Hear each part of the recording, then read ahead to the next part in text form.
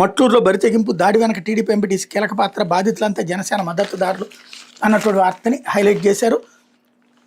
గుంటూరు జిల్లాలో టీడీపీ నేతలు కాపు సామాజిక వర్గీయులపై బరితెగించారు. దారి కాసి మరీ కాపు యువకులపై విచక్షణారహితంగా దాడికి పాల్పడ్డారు. ఊరి శివారి నుంచి గ్రామ నడిబొడ్డు వరకు కాపులను కొట్టుకుంటూ తీసుకొచ్చారు. బల ప్రదర్శనతో తమ బరితెగింపును గూండాయిజాన్ని చాటారు.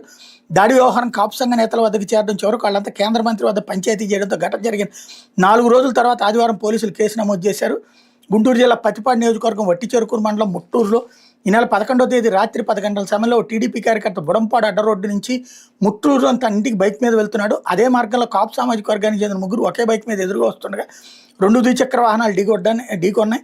దీంతో వారి మధ్య ఘర్షణ జరిగింది. గొడవ పెద్దది కావడంతో టీడీపీ కార్యకర్త గ్రామంలోని టీడీపీ ఎంపీటీసీకి ఫోన్ చేయగా ఆయనతో పాటు మరో 10 మందికి పైగా టీడీపీ గుండాలు మట్లూరు కోయిలముడి వద్ద నల్లకొంట ప్రాంతానికి చేరుకుని ముగ్గురిపైన విచక్షణారహితంగా దాడికి దిగారు. వాళ్లలో 2 భయభ్రాంతులకు గురై దాడిని తప్పించి గ్రామంలోకి పరుగులు పెట్టారు.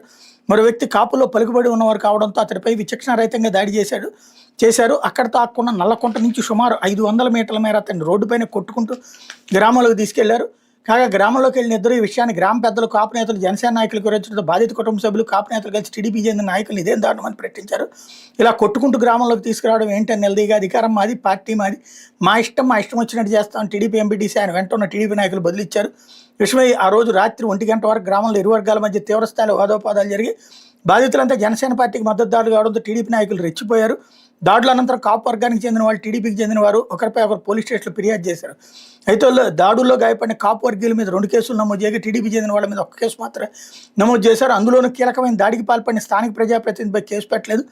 బాధిత కాపు సామాజిక వర్గీయుల విషయాన్ని కాపు సంఘ నేతల దృష్టికి తీసుకెళ్లారు. వాళ్ళు ఈ వ్యవహారంపై కేంద్ర మంత్రి వద్ద పంచాయతీ పెట్టడంతో ఘటన జరిగిన 4 రోజుల తర్వాత ఆదివారం రాత్రి ఆ స్థానిక ప్రజాప్రతినిధి మీద కేసు నమోదు చేశారు. జనసేన పార్టీకి మద్దతుగా నిలిచామన్న అక్కస్తో టీడీపీ చెందిన నాయకులు తమపై దాడికి దిగబడ్డారని బాధిత కుటుంబాలు వాళ్ళు చెబుతున్నారు. టీడీపీ జనసేన పొత్తులో ఉన్నప్పటికీ జనసేనకు మద్దతుగా నిలిచిన కాపుల మీద టీడీపీ నేతలు కక్షపూర్తిగా అరుస్తున్నారని బాధితులు వాపోయారు. కాపులను చిన్నచూపు చూస్తూ అవకాశం దొరికినప్పుడల్లా కాపులపై దాడులకు దిగబడుతున్నారని బాధిత వర్గం ఆరోపిస్తుంది. దీనిపై తాడో పేడో తేల్చుకునేందుకు కాపు నేతలు సిద్ధమవుతున్నారన్నటువంటిది హైలైట్ చేశారు.